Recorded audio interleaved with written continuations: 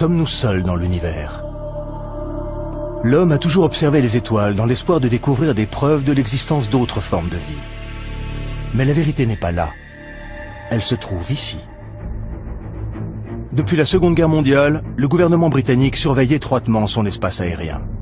Le ministère de la Défense a conservé dans ses archives des milliers de témoignages sur des cas d'observation d'OVNI, dont certains restent à ce jour inexpliqués. Mais le secret a été levé depuis peu. Grâce à ces dossiers rendus publics, nous sommes aujourd'hui en mesure de vous dévoiler toute la vérité sur les ovnis observés dans le ciel de Grande-Bretagne. Une collision aérienne évitée de justesse. Je ne sais pas ce que c'était. Et aujourd'hui, je n'en ai toujours pas la moindre idée. La rencontre rapprochée d'un bombardier de la Seconde Guerre mondiale. Je n'aime pas en parler. Je n'en parle qu'à mes amis proches. Un objet non identifié repéré par un radar. Et de nouveaux éléments sur un célèbre cas d'observation d'OVNI, le Roswell gallois. Si on pouvait prouver l'origine extraterrestre d'un OVNI, c'est tout notre système de croyances qui s'en trouverait profondément modifié. Face à ces histoires étranges et inexpliquées, comment ne pas s'interroger sur l'existence d'autres formes de vie venues d'ailleurs?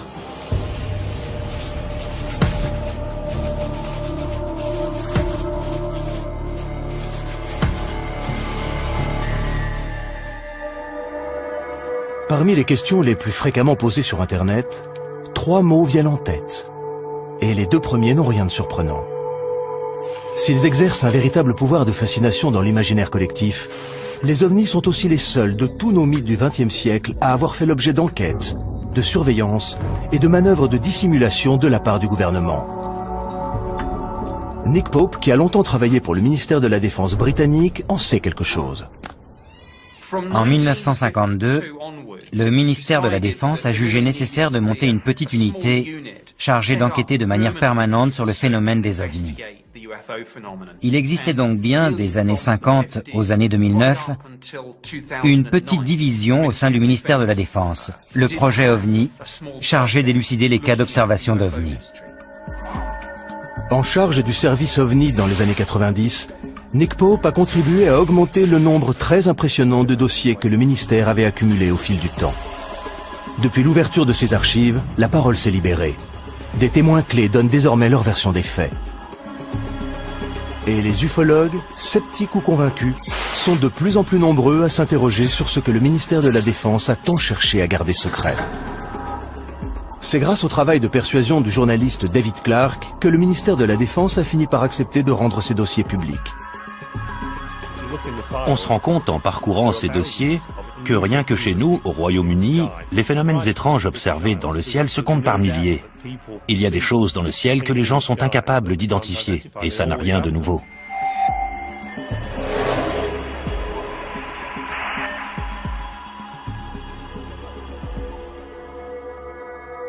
« 6 janvier 1995.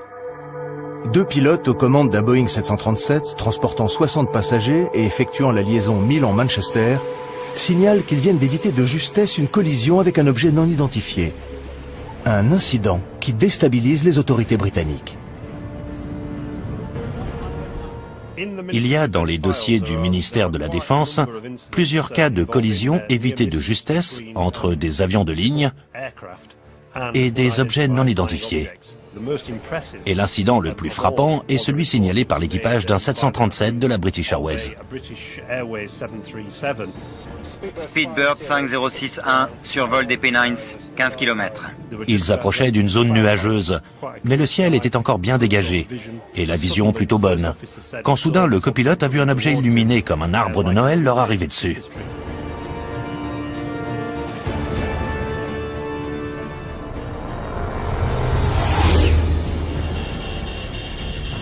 Qu'est-ce que...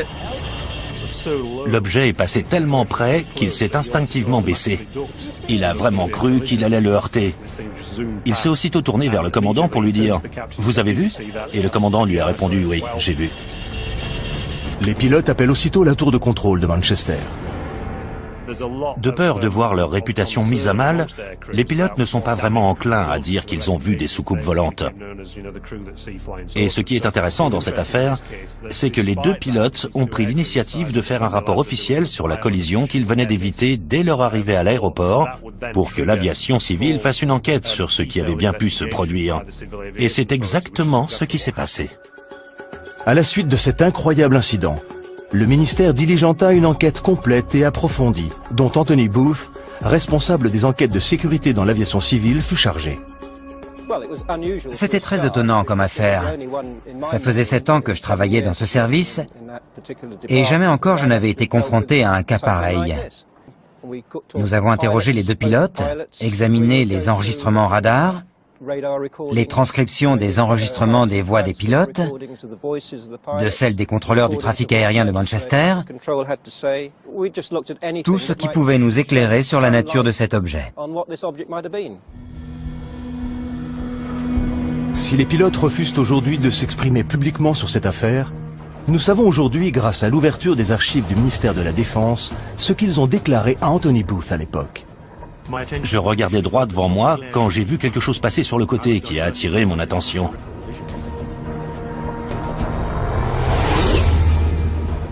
L'objet était couvert de petites lumières blanches, un peu comme un sapin de Noël. Il allait très vite, et bien que sa distance ait été difficile à estimer, il semblait très proche. Il existe une transcription des propos échangés entre le commandant du 737 et la tour de contrôle. Manchester Speedbird 5061. Nous venons de voir quelque chose passer juste au-dessus de nous, côté droit. Et Manchester a aussitôt répondu « On n'a rien sur les écrans radars ». Un appareil? Il avait des feux en tout cas, il est passé très vite à droite. Et le contrôleur leur a demandé « Au-dessus de vous ?» Pratiquement oui. Le contrôleur leur a demandé de rester vigilants, mais il n'y avait apparemment plus rien à voir. Ils devaient vraiment aller... Très vite, vu la vitesse à laquelle il a disparu. Bon, ok, très bien. Rien n'apparaît sur les écrans radars de la tour de contrôle de Manchester. Ce qui, d'après le spécialiste des radars Doug Robb, est plus qu'étonnant.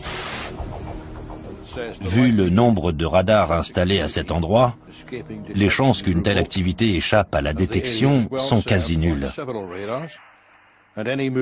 Tout mouvement de cet ordre aurait dû déclencher une réponse radar, et ils n'ont rien détecté. Comment l'objet a-t-il pu échapper à la surveillance des radars? Les dossiers du ministère de la Défense montrent que pilotes et enquêteurs ont pourtant tout envisagé. Un deltaplane? De nuit, ce serait suicidaire. Un radar normal ne peut pas détecter un deltaplane. Une comète? Non, je pense pas. Un radar pourrait détecter un météore au moment de sa rentrée atmosphérique s'il était précisément orienté dans sa direction. Et ça aurait pu être le cas pour ce fragment qui a failli les percuter. Un avion militaire? Possible, mais ça n'y ressemblait pas. Et on est tout près d'un aéroport. Il aurait dû apparaître sur les écrans radars. Un avion espion? J'en doute. Ça y ressemblait pas. Un avion furtif n'est pas détectable par des radars normaux. Ce sont des avions top secrets qui volent à l'abri des regards et qui ne s'approchent évidemment pas des avions de ligne. Un ovni? C'est malin. Je sais pas. Ils ne mentent pas. Ils ont vécu quelque chose de totalement déconcertant qu'ils n'arrivent pas à expliquer. Les dossiers montrent que la piste militaire a été sérieusement envisagée par les enquêteurs. Mais aucun document de source officielle n'a permis d'accréditer cette thèse. Un vol militaire aussi près d'un aéroport international important semble plus qu'improbable. De quel objet pouvait-il donc s'agir? Conservé dans les archives du ministère de la Défense depuis 1995, nous avons découvert les conclusions de l'enquête menée par Anthony Booth. À chaque enquête, nous étions parvenus à une conclusion satisfaisante, une conclusion ferme et définitive, ce qui n'a pas été le cas ici. Nous n'avons pas été en mesure d'établir les causes de l'incident ni d'évaluer les risques. Risque non évaluable, cause non évaluable. Ce n'est pas le genre de conclusion qu'on trouve habituellement dans un rapport officiel. Ça revient à dire, nous n'avons pas la moindre idée de ce que c'était. On ne va jamais nous croire. On va surtout se faire charrier, oui. Le groupe de travail conclut. Il ne fait aucun doute que les pilotes ont vu quelque chose et que l'objet était de taille suffisamment importante pour qu'un rapport sur une collision évitée de justesse soit rédigé. la nature de l'objet n'a malheureusement pu être identifiée. L'hypothèse d'activité extraterrestre est sans doute fascinante, mais cette question n'est pas de notre ressort. Elle devra donc être examinée par les spécialistes de ce domaine. Pour l'ufologue Nick Pope, cette absence de conclusion laisse la porte ouverte à toutes les hypothèses possibles et imaginables. Je trouve ça fou. Objet non identifié ne veut pas forcément dire vaisseau spatial extraterrestre. Mais il est clair que quelqu'un, que ce soit le commandant, le copilote, les enquêteurs de la direction de l'aviation civile ou le ministère de la Défense, il est très clair que quelqu'un, à un moment donné, s'est dit « Effectivement, pourquoi ne pas envisager la piste extraterrestre ?» Je ne sais pas ce que c'était, et je n'en ai toujours pas la moindre idée aujourd'hui. On ne peut pas prétendre tout savoir. Il est possible qu'il y ait des choses que nous ignorons encore aujourd'hui. L'enquête menée sur cette collision évitée de justesse montre à quel point le ministère de la Défense prenait ces phénomènes inexpliqués au sérieux. Le service OVNI a reçu au fil des années de nombreux rapports de pilotes, témoins d'incidents similaires pendant la Seconde Guerre mondiale. Des affaires jugées pour certaines tellement graves que les plus hautes autorités de l'État en furent informées. L'ouverture des archives du ministère de la Défense a permis à de nombreux experts de vérifier ce dont ils se doutaient. Le gouvernement britannique s'intéressait aux cas d'observation d'OVNI dès la Seconde Guerre mondiale. Je n'aime pas en parler. Je n'en parle qu'à mes amis proches ou à ceux qui, comme moi, ont participé à des raids aériens pendant la guerre.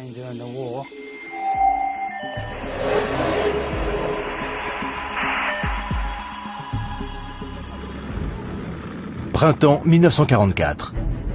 L'aviation britannique bombarde l'Allemagne.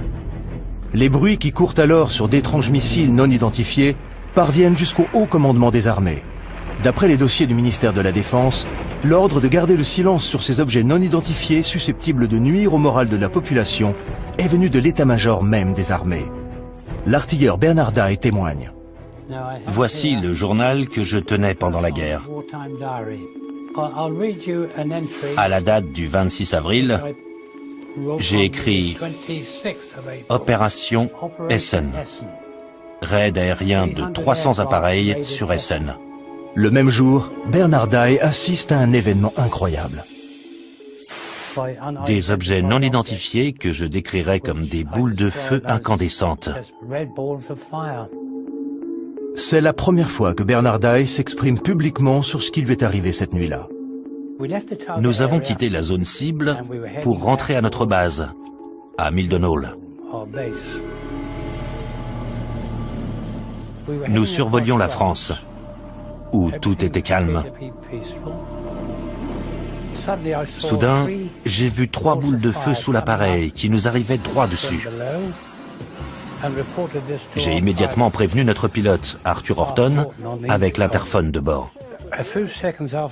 Quelques secondes plus tard, Brian Harper, l'artilleur qui était à l'arrière, a vu 2 autres boules de feu. Un peu troublé, Arthur a demandé « Des avions de chasse ?» Et je lui ai répondu « Non, pas des avions de chasse, Arthur.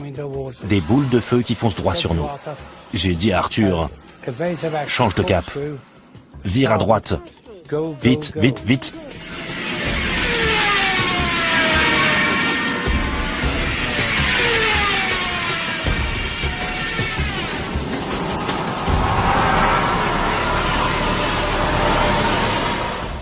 On volait à près de 500 km/h.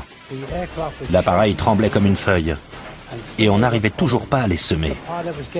Le pilote avait peur de cramer les moteurs. Dave, l'ingénieur, a dit « Mais et les moteurs ?» Et on lui a répondu « T'occupe, fonce !» ou quelque chose dans ce goût-là, mais avec quelques noms d'oiseaux en plus.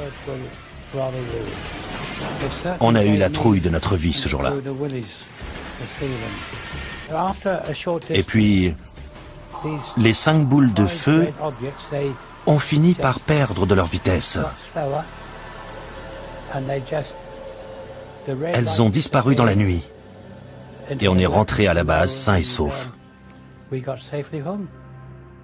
À notre arrivée à la base, à Mildenhall, Nous avons été interrogés, comme le voulait la procédure habituelle, par des officiers de renseignement, qui se sont bien fichus de nous. Et le pilote, qui était passablement agacé, leur a dit « Je suis sûr que si vous aviez été avec nous, vous trouveriez ça beaucoup moins drôle. » Nous lui avons demandé s'il avait une idée de ce que c'était. J'étais vraiment perplexe. Je me suis dit que c'était peut-être de nouvelles armes de guerre que les Allemands avaient inventées. Et le cas de Bernard Dye n'est pas unique. D'autres membres d'équipage ont assisté à des phénomènes inexpliqués pendant la guerre. Une de ces affaires a même été étouffée. Et l'ordre est venu des plus hautes sphères de l'État. Winston Churchill, le Premier ministre de l'époque, avait tellement peur des fuites qu'il a demandé à ce que le rapport soit classé top secret pendant 50 ans. Monsieur Churchill a demandé à ce que le rapport soit classé top secret pendant 50 ans et qu'il reviendrait à un futur Premier ministre de réévaluer son niveau de classification. L'ordre donné par Churchill concerne un incident rapporté par l'équipage d'un avion de la Royal Air Force revenant d'une mission de reconnaissance en Allemagne.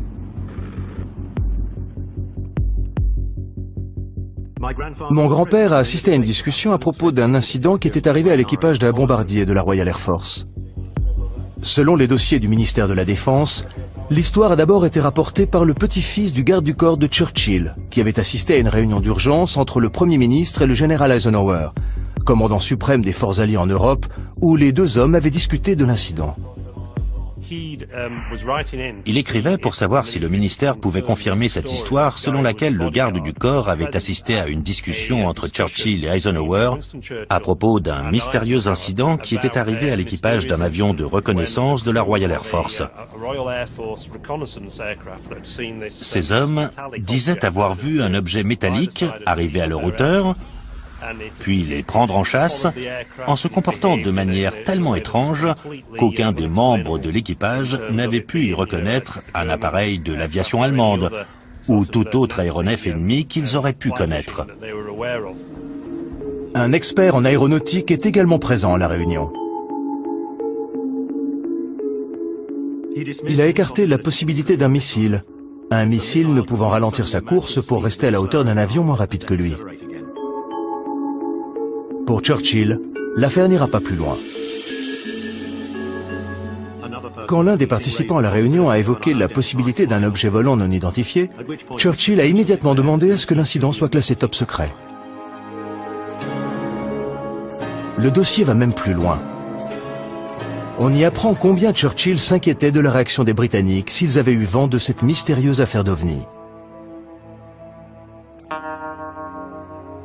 Il faut classifier l'information au plus vite, au risque qu'elle ne sème la panique au sein de la population et qu'elle ne détruise la foi des Britanniques en leur Église.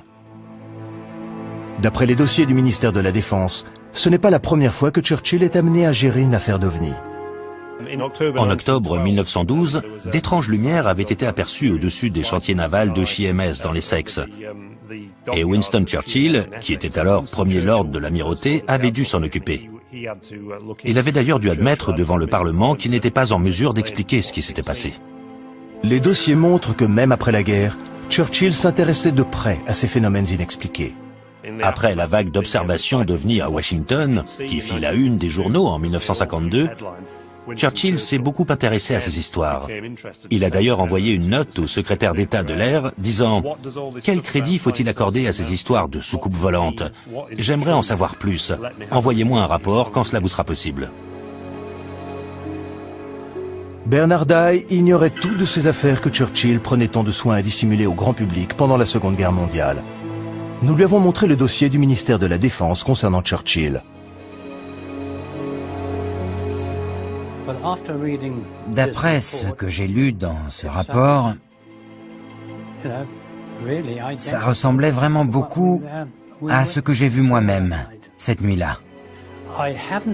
J'ignorais totalement que Churchill en avait été informé, mais ça ne m'étonne pas vraiment, car il s'est passé des choses vraiment étranges pendant la guerre, dont je ne peux pas être le seul à avoir été témoin.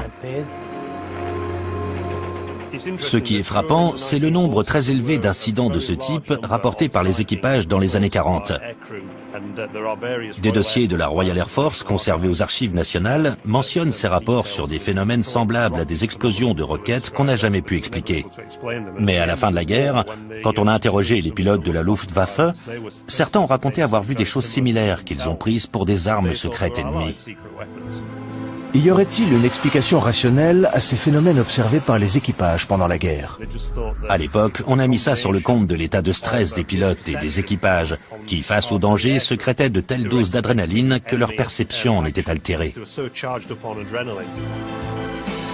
OVNI ou pas, ces dossiers montrent à quel point les dirigeants de la Seconde Guerre mondiale tenaient à ce que ces affaires restent secrètes.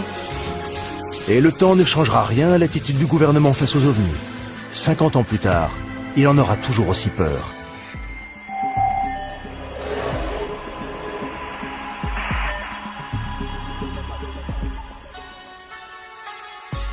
Pitlochry, Écosse. De l'avis de nombreux ufologues, jamais au cours des 20 dernières années, plus grande machination n'avait été montée pour étouffer une affaire d'OVNI. En 1990, des photos d'un objet non identifié survolant une région reculée d'Écosse sont envoyées au ministère de la Défense avant de disparaître mystérieusement. Le journaliste Mark Pilkington a passé de nombreuses années à essayer de les retrouver. Ces photos ont été prises le 4 août 1990 par deux personnes qui disent avoir vu sur la 9, près de Calvin et de Pitlochry, un immense appareil en forme de losange qui est resté en position stationnaire pendant une dizaine de minutes. Ils ont pris 6 photos. L'objet était accompagné par 2 avions que le ministère de la Défense a reconnus par la suite comme étant des avions de chasse. Le photographe, qui n'a jamais été identifié, a envoyé ces 6 photos au Daily Record, un journal écossais. Le journal n'a jamais publié d'article sur cette affaire, mais a envoyé les photos au ministère de la Défense. D'après le dossier, le ministère de la Défense a fait développer les photos qui ont disparu depuis avant de renvoyer les négatifs au journal.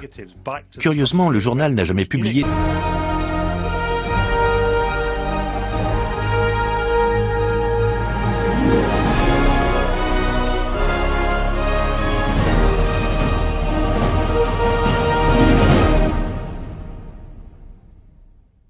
les photos ni d'articles sur l'affaire, et a selon toute vraisemblance renvoyé les photos aux 2 hommes dont les noms ont malheureusement disparu du dossier, nous empêchant donc de les interroger, ce qui fait quand même beaucoup de mystère. Tout ce qui reste dans le dossier, c'est une photocopie des 6 photos, dont les ufologues se sont servis pour faire une maquette. Mais Nick Pope, lui, a eu les photos originales et le dossier entre les mains quand il travaillait au ministère de la Défense. Les photos ont été examinées et par les services de renseignement de la Défense et par le Centre national d'analyse d'images qui ont l'un et l'autre conclu qu'il s'agissait bien d'un objet réel qui faisait entre 25 et 30 mètres de diamètre. J'ai longuement discuté de cette photo avec mon homologue des services de renseignement de la Défense à l'occasion d'une réunion d'information sur les OVNI. Et il était clair que l'objet intéressait la Défense au plus haut point parce qu'il était de toute évidence capable de performances que notre technologie ne nous permettait pas. Le ministère de la Défense est bien décidé à minimiser l'incident. Il y a un document intéressant émanant du service de presse du ministère de la Défense sur la conduite à adopter au cas où ces photos se retrouvaient dans les journaux et qu'on leur posait des questions. On leur demande entre autres de dire qu'ils ont bien examiné les photos, mais qu'ils ne sont parvenus à aucune conclusion définitive sur la nature de l'objet. Et si les journalistes se montraient trop pressants, ils devaient répondre que tous les cas d'observation d'OVNI reçus au ministère étaient adressés au service responsable de la défense antiaérienne du Royaume-Uni. À l'époque où il travaillait au ministère, Nick Pope avait un agrandissement de la photo sur le mur de son bureau. Jusqu'à ce qu'un jour, son supérieur la retire. On ne peut pas écarter l'éventualité d'un prototype d'avion espion américain top secret. Mon chef de service s'en est en tout cas persuadé. Pour lui, c'était un drone ou un avion secret. Et il m'a demandé de la retirer. On sait, grâce au dossier, qu'on s'interrogeait beaucoup en interne sur l'éventualité d'un avion espion appartenant aux Américains. Et pourquoi, si c'était le cas, ils n'avaient pas demandé d'autorisation avant de faire voler cette chose dans notre espace aérien. Pour Mark Pilkington, les événements de l'époque ne sont peut-être pas étrangers à l'affaire. Peut-être a-t-on pris l'objet pour ce qu'il n'était pas. C'était juste 2 jours après le début de la première guerre du Golfe, à un moment où il y avait de toute évidence d'importants déploiements de moyens aériens en direction du Moyen-Orient. Et le Royaume-Uni servait de base d'approvisionnement ou de lancement pour un grand nombre de ces avions. Comme Churchill 40 ans plus tôt, le ministère de la Défense est visiblement inquiet de la réaction de l'opinion publique. Aurait-il fait disparaître les photos de pickloquerie pour étouffer l'affaire? Il est possible que le ministère de la Défense ait détruit ces images. Soit parce qu'il pensait que c'était un avion espion américain, chose qu'on préférait nous cacher de toute évidence, soit parce qu'ils n'avaient effectivement pas la moindre idée de ce que c'était et qu'il aurait été trop embarrassant pour eux d'admettre qu'il y avait dans notre espace aérien des choses bien plus rapides et maniables que nos propres appareils, pour lesquels nous n'avions en plus aucune explication. Reste que toute cette affaire repose, il faut quand même le souligner, sur une image en noir et blanc extrêmement floue qui, pour autant que je sache, pourrait tout aussi bien être l'œuvre d'un enfant de 6 ans. Pilkington est toujours à la recherche des photos originales, dans l'espoir de découvrir ce qui a bien pu mettre la défense britannique à aussi rude épreuve. Non moins de 6 ans plus tard, une autre affaire similaire déclenchera une vaste enquête militaire et remettra en cause la position même du secrétaire d'État à la Défense.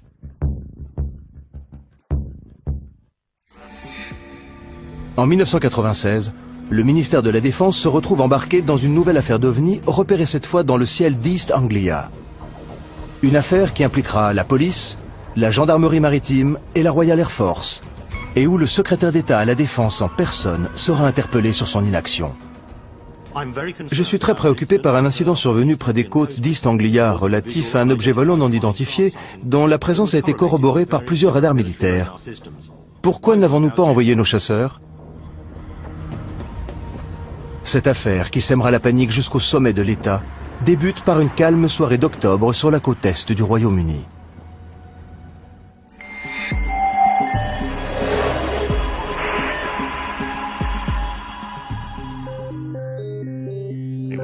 L'information est d'abord venue des services de police, comme l'indique l'extrait suivant.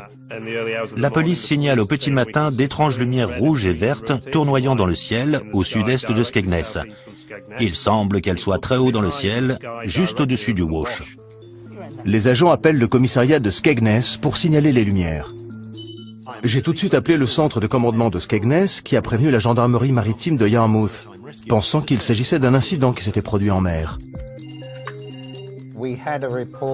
Nous avons eu un appel vers 3h15 heure locale de la police de Skegness, qui nous signalait la présence de cette lumière au sud-est de la ville.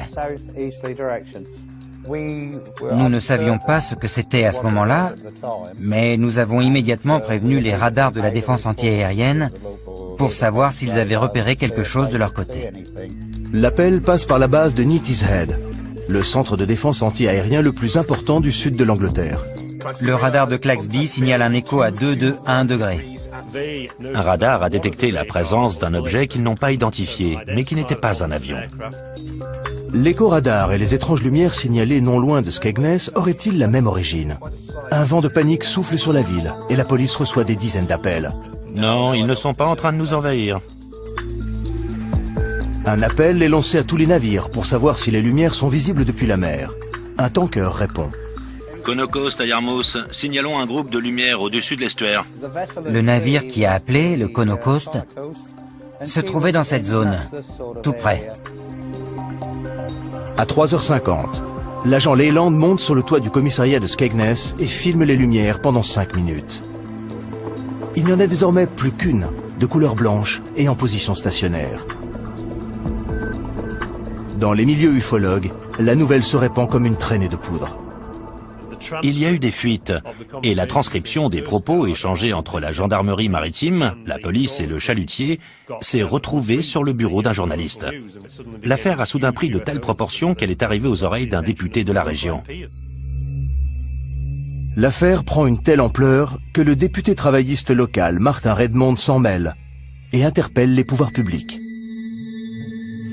Martin Redmond disait « On a des policiers qui voient des ovnis, des officiers de la Royal Air Force qui les suivent sur leur radar, et on n'est pas fichu d'envoyer un avion sur place pour voir ce qui se passe. » Voici une copie de la lettre envoyée par Martin Redmond au secrétaire d'État à la Défense Michael Portillo, dans laquelle il dit « Je suis très préoccupé par un incident survenu près des côtes d'East Anglia, relatif à un objet volant non identifié, dont la présence a été corroborée par plusieurs radars militaires. Si j'aimerais évidemment savoir ce que c'était, ce qui me préoccupe le plus, c'est la pagaille que cet incident semble avoir semée. Il met directement en cause le ministre de la Défense. Pourquoi n'avez-vous rien fait? Que faisait la Royal Air Force? Ce que la Royal Air Force n'a évidemment pas du tout apprécié. La lettre provoque un véritable scandale. Le ministère de la Défense va même jusqu'à diligenter une enquête pour savoir pourquoi la Royal Air Force n'a rien fait. Doug Robb était responsable des opérations ce soir-là, et les conclusions de l'enquête du ministère de la Défense que nous lui avons montrées ne l'ont guère surpris. Cette carte indique l'emplacement des radars autour de Boston cette nuit-là. Et il est précisé ici que c'est le radar de Claxby qui a repéré l'objet. L'objet était immobile, sur Terre. Et après enquête, on a conclu qu'il s'agissait du clocher de l'église de la paroisse, le Boston Stump, comme on l'appelle ici. Le coupable tout désigné pour le ministère de la Défense. L'église, connue dans les milieux aéronautiques sous le nom de Boston Stump, apparaît parfois sur les écrans radars selon le type de propagation utilisé. Ils ont dit que le phénomène n'avait rien à voir avec les lumières stationnaires très vives que la police et l'équipage du tanker avaient vues entre Boston et Skegness. Le rapport conclut « Rien ne justifiait l'envoi de chasseurs de la Royal Air Force ». N'en déplaise au député Martin Redmond. On déclenche la procédure dans le cas d'un appareil qui arrive à grande vitesse. Mais on n'envoie pas un chasseur sur un objet fixe, sur Terre qui plus est. On ne peut pas parler de menace. Si l'objet repéré par le radar était bien l'église, qu'en est-il des mystérieuses lumières aperçues par la police et l'équipage du tanker? Le ministère de la Défense a minutieusement examiné les images tournées par l'agent Leyland. Cela fait penser à un lointain corps céleste. Le ministère de la Défense a fait analyser les images par l'Observatoire royal de Greenwich. Nous avons montré à l'astronome et ufologue Ian Redpath les conclusions de l'Observatoire et les images vidéo que le ministère de la Défense conservait dans ses archives depuis 1996. Quand on regarde les images tournées par la police, on voit un point lumineux très brillant, parfaitement immobile. Et si certains y ont vu un ovni, c'est bien la preuve que même un témoin de bonne foi peut se tromper et prendre un corps céleste particulièrement lumineux pour ce qu'il n'est pas. Et le plus souvent, c'est la planète Vénus. On l'a d'ailleurs surnommée la reine des ovnis, car c'est le corps céleste le plus lumineux après le Soleil et la Lune. Et ça pourrait très bien être ce que les policiers ont vu. Quant aux couleurs attribuées aux lumières, il a là aussi son idée sur la question. Souvent, quand on zoome avec une caméra, l'image devient totalement floue. Et le fait que la lumière prenne ici des formes étranges vient du diaphragme de l'objectif. Mais cela n'explique pas ce que l'équipage du tanker a pu voir. D'après l'enquête du ministère de la Défense, la lumière aperçue par les marins ne venait pas de la planète Vénus, mais d'une autre direction, ce qui laissa les enquêteurs perplexes. Ces lumières restent inexpliquées. Pas pour Ian Redpath, qui a beaucoup réfléchi à la question. Ce que les hommes à bord du tanker ont vu au nord était, à mon avis, une autre étoile très lumineuse, Vega, connue pour ses scintillements multicolores. Mais si cette affaire a pris de telles proportions, c'est, d'après David Clarke, pour une raison bien précise. Ça s'est passé en 1996, l'année où la série X-Files battait de records d'audience en Angleterre. Et curieusement, c'est aussi l'année 1996-1997 où on a enregistré le plus grand nombre d'observations d'OVNI depuis 1978. Faut-il classer l'affaire? Ou connaîtra-t-elle de nouveaux coups de théâtre, comme la célèbre affaire aux multiples rebondissements connue sous le nom de Roswell gallois?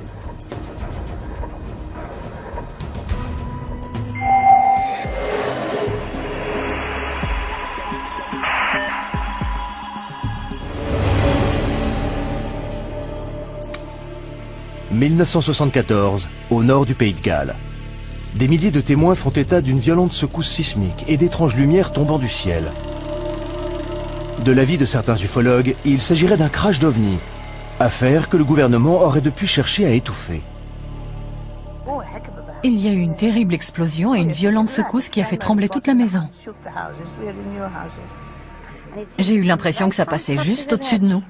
J'ai cru que la maison allait s'effondrer. J'ai vu des lumières tomber du ciel là-bas, au-dessus des montagnes. 24 janvier 1974 à 21h50, heure GMT. 5 corps incandescents sont aperçus dans le ciel. De nouvelles révélations viennent de remettre l'affaire sur le devant de la scène. Désigné comme le principal témoin de l'incident de Berwyn, Hugh Lloyd, fils d'agriculteur, avait 14 ans au moment des faits. Il était 20h30 quand Hugh et son père ont senti la violente secousse qui fit trembler toute la maison. Près de 40 ans plus tard, Hugh se souvient de ce jour comme si c'était hier. Il y a d'abord eu un bruit sourd, et tout de suite après, la maison s'est mise à trembler violemment. La lumière a vacillé et l'image de la télévision a disparu. Il n'y avait plus que de la neige sur l'écran. On était morts de trouille et on n'avait pas la moindre idée de ce qui se passait. Enoch a dit, il a dû y avoir une explosion, et le téléphone s'est mis à sonner. C'étaient les voisins qui voulaient savoir si on avait ressenti la même chose. Et puis une vingtaine de minutes plus tard, quelqu'un a frappé à la porte. Bonsoir. Bonsoir. C'était un agent de police. Il nous a dit qu'on leur avait signalé un accident aérien du côté de Berwyn et qu'il avait besoin de notre Land Rover pour s'y rendre. Comme je n'avais que 14 ans, j'ai dit à Enoch, il vaut mieux que ce soit toi qui conduise.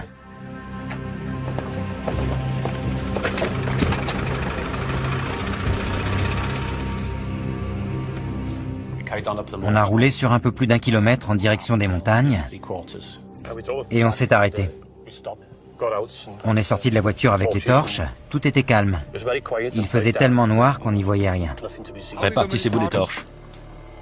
Un des policiers a dit, il n'y a rien. C'est trop calme pour qu'il se soit passé quelque chose ici.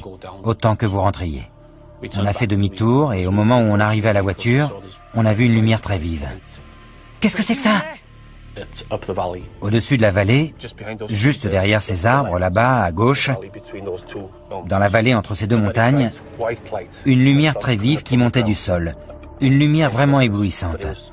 On voyait bien qu'elle montait du sol, mais on n'arrivait pas à voir d'où précisément. Parce qu'on ne voyait pas le fond de la vallée d'où on était. Ça ne ressemblait pas à un crash aérien. La lumière était trop blanche pour que ce soit un feu, et ça n'a duré qu'une vingtaine de secondes, tout au plus.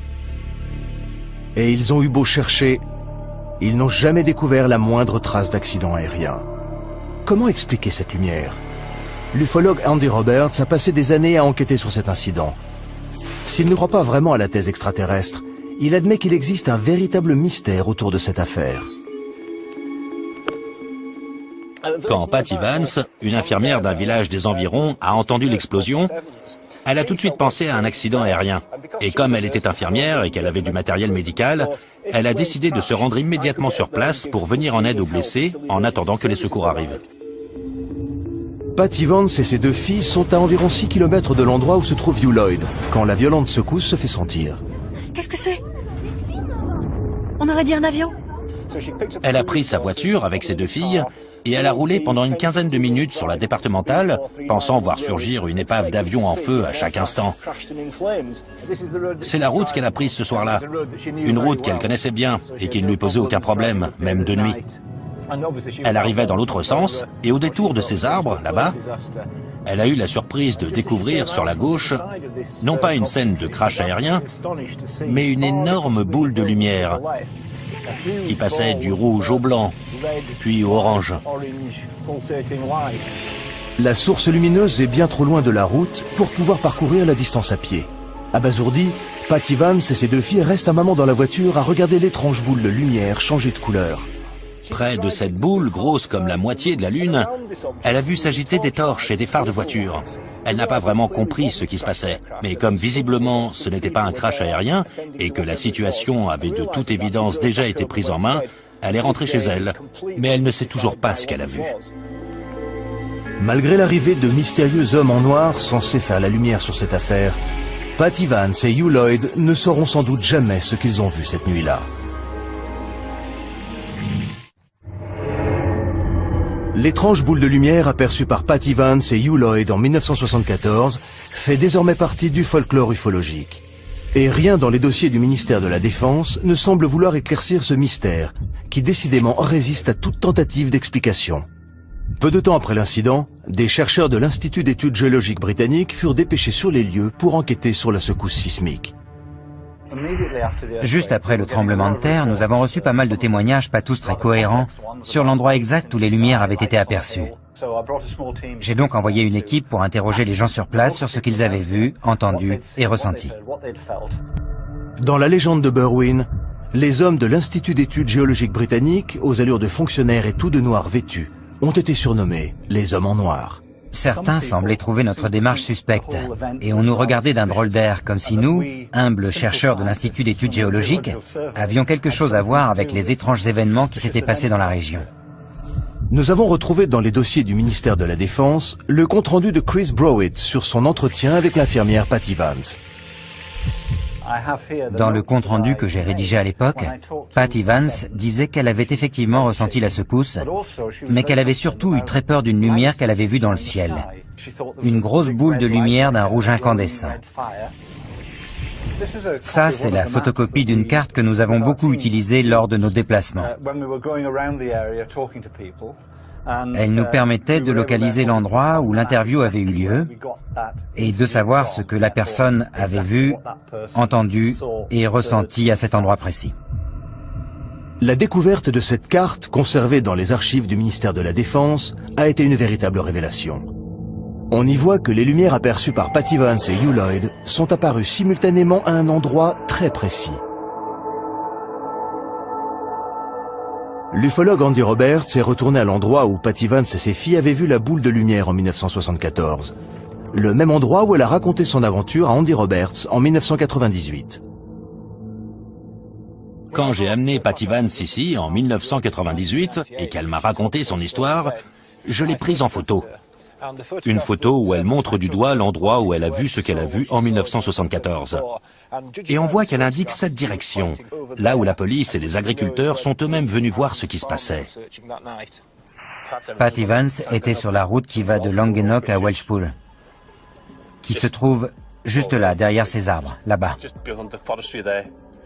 Donc si elle était à cet endroit-là, elle a sûrement vu la même chose que nous, parce que c'est pile dans l'alignement. Je suis sûr et certain qu'elle a vu les mêmes lumières que nous. On découvre dans les dossiers la piste privilégiée par le ministère de la Défense pour expliquer l'explosion et les mystérieuses lumières. Les recherches menées dans la zone concernée n'ont montré aucune trace d'impact. De l'avis de l'organisme britannique de météorologie, il pourrait cependant s'agir d'un bolide, à savoir un météore qui se désintègre pendant sa chute dans l'atmosphère. Selon une enquête menée parallèlement par la Société britannique d'astronomie, il est probable que le météore se soit désintégré au-dessus de Manchester et que son apparition ait été précédée à 20h30 par une secousse sismique dans les montagnes de Berwyn, n'ayant aucun lien avec la chute du météore. Le rapport fait donc état de deux événements distincts qui, par le plus grand des hasards, se sont produits la même nuit. Un météore qui se désintègre dans l'atmosphère et une secousse sismique. Cette incroyable coïncidence, deux phénomènes naturels distincts, un météore et une secousse sismique, se produisant simultanément, peut-elle expliquer à elle seule le mystère de Berwyn? Pour les partisans de la piste ufologique, il est évident que non. Les dossiers ne répondent en rien à la principale question soulevée par cette affaire. D'où provenait cette lumière montant du sol? Ce que Pat Evans a vu reste un mystère. Je n'imagine pas une seconde qu'il puisse s'agir d'un ovni. Encore que, dans le cas présent, il faudrait d'ailleurs plutôt parler d'un objet terrestre non identifié. Le mystère reste entier. Qu'on ait voulu privilégier la piste extraterrestre ou la thèse plus rationnelle du tremblement de terre et des météores, il faut quand même bien admettre que nous ne savons toujours pas ce qui a bien pu émettre cette lumière pendant au moins 10 bonnes minutes. Peut-on aujourd'hui parler d'affaires classées face à toutes ces questions restées sans réponse? Je pense que l'affaire Berwyn est loin d'être classée aux yeux du grand public. Il y a des gens qui, aujourd'hui, sont convaincus que l'ouverture de ces archives fait même partie d'une campagne de désinformation de la part du ministère de la Défense qui continue à vouloir nous cacher la vérité sur les ovnis. À terme, le ministère de la Défense s'est engagé à rendre tous les dossiers OVNI publics. Mais nous dévoilera-t-il vraiment tous ces secrets? Et sommes-nous réellement prêts à ne plus croire aux ovnis? Pour certains, les ovnis sont parmi nous, et ce pour un long moment encore. Jusqu'à ce que les vrais extraterrestres débarquent, sans doute. Il y a des gens qui disent que si on nous distille ces informations au compte-gouttes, c'est pour nous préparer au jour où on nous annoncera que ces choses existent vraiment.